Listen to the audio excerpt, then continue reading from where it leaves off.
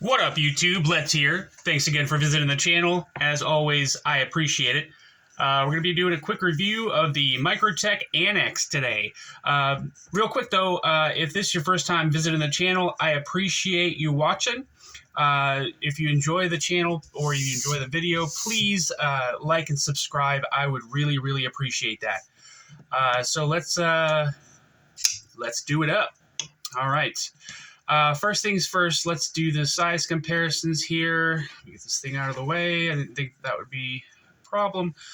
All right, first knife here is the Ontario Rat 1, which is going to be just a little bit smaller than the Anax. The Ontario Rat 2 is obviously going to be quite a bit smaller than the Anax. The Demko knives, Demko AD20S is going to be, also, again, a little bit smaller than the Anax. And the AD20.5 obviously is going to be quite a bit smaller than the Anax. And the Spyderco's, Spyderco PM2 is going to be just about an inch, about half an inch smaller than the Anax, and the Para 3 is going to be quite a bit smaller than the Anax. Carry profile, let's get these guys closed. There we go. All right, so closed, the Anax and the Spyderco Para 2 are pretty close to the same size. The Spyderco Para 2 is maybe a hair shorter than the Anax. And the Para 3 is obviously going to be quite a bit shorter. Thickness compared to the paramilitary, or sorry, the Para 3 is about the same thickness, and the height is going to be nowhere near as tall as the Para 3. We are looking at, let's get a blade stock thickness on this guy before I forget. Make sure this guy's zeroed out. Okay. There we go. 160 thousandths. That's not too bad. We are looking at a M390 blade with a fuller that runs out about 90 to 95% the length of the blade. We have a flat grind here, and just a little bit of build boarding. You got the, I introduced it the wrong way. I apologize. I don't want to make anybody upset. This knife was made by Reich. So it's made in China, but a lot of people consider that to not be a Microtech knife, but I'm going to call it a Microtech knife just to make it easier on myself, if that's okay with you guys. This is a Tanto profile blade. And we've got the Microtech symbol here and the Reich symbol here. There's a little bit of jimping on the spine of the blade here. You've got some fine jimping towards the back of the blade here, and then a little further back you've got some more aggressive jimping. So, you know, that's nice. When you're choked up, you can either choose to use the more aggressive jimping or the finer jimping. I like to keep my thumb up here just because it gives you a little, I feel like it gives me a little bit more control of the blade. The blade itself is running on bearings, and we are looking at titanium scales, and this is a titanium frame lock knife. I'm not sure if I said that this is a flat ground or not, but this is a flat ground blade. And the hardware itself is proprietary. It looks like we've got minimal hardware here, which is because this is an integral knife. So all one solid piece of titanium all the way down. You've got hardware here for the stop pin, and you've obviously got hardware here for the pivot, which are proprietary. You've also got some hardware here for the steel lock bar insert, the lock bar stabilizer, and also the pocket clip.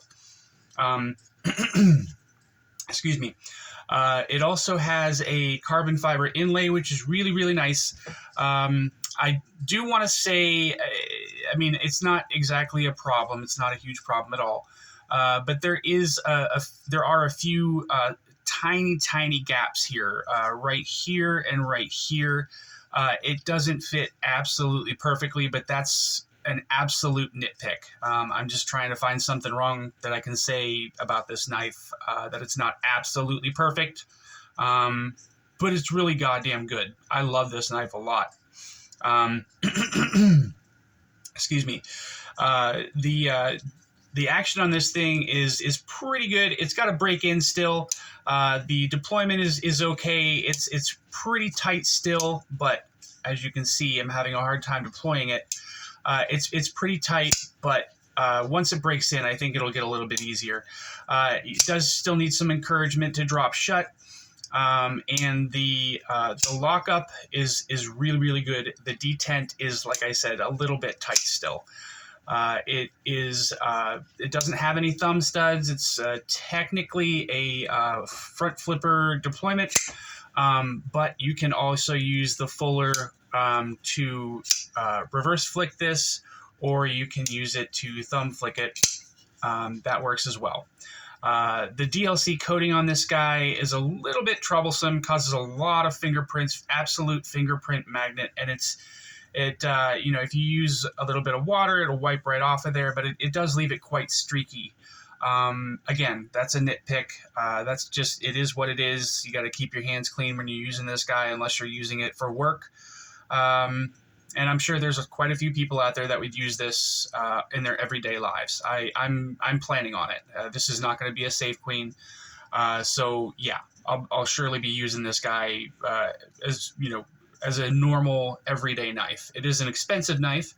It's $550, but I've seen on a few sites that they're starting to, either the sites are charging more for it or Microtech is starting to charge more for it.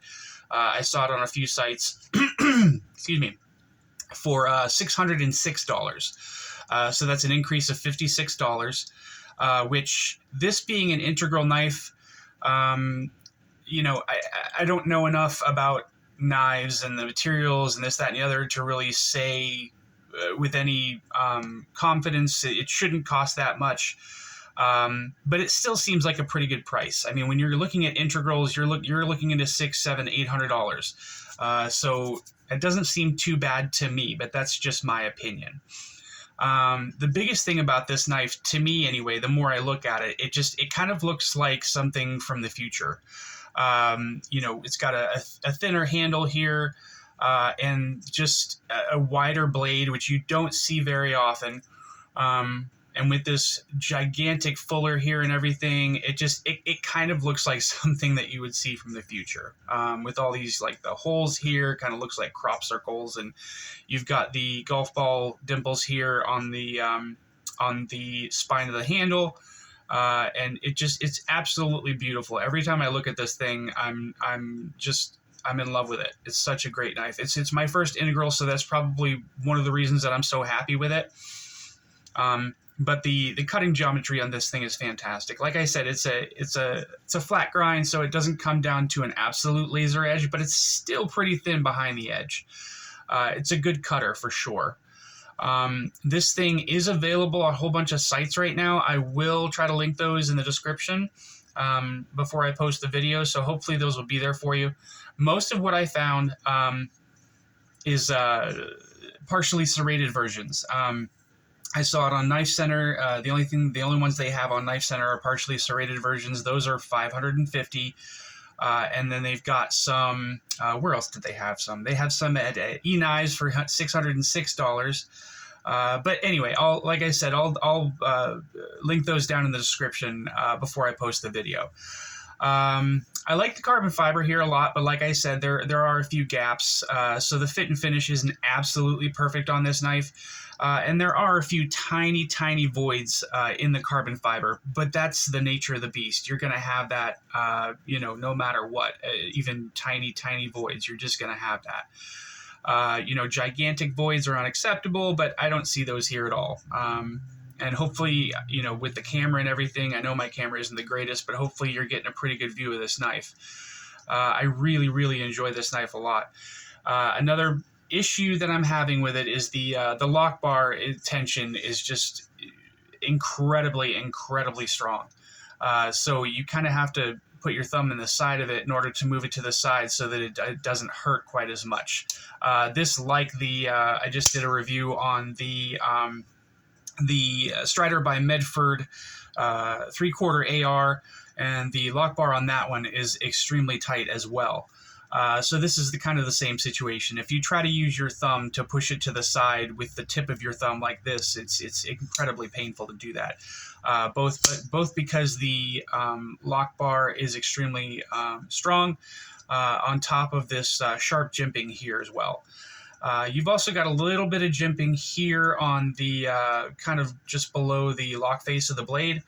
And you've got this, I don't know if you'd want to call it a large sharpening choil or a small forward finger choil, but you can use it as a finger choil to choke up on the knife. It's kind of difficult to really find where your hand wants to sit here until you get used to the feel of the knife. But once you figure that out, it's not too bad.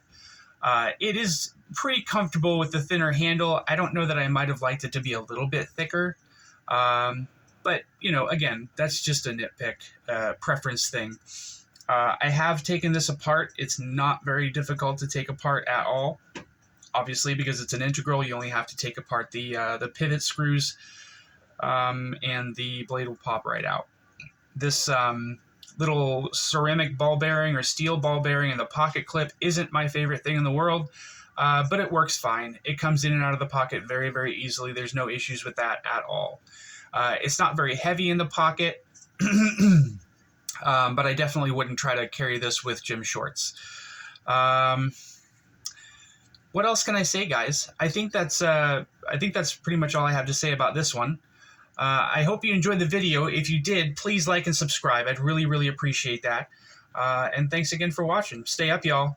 Take it easy. Bye.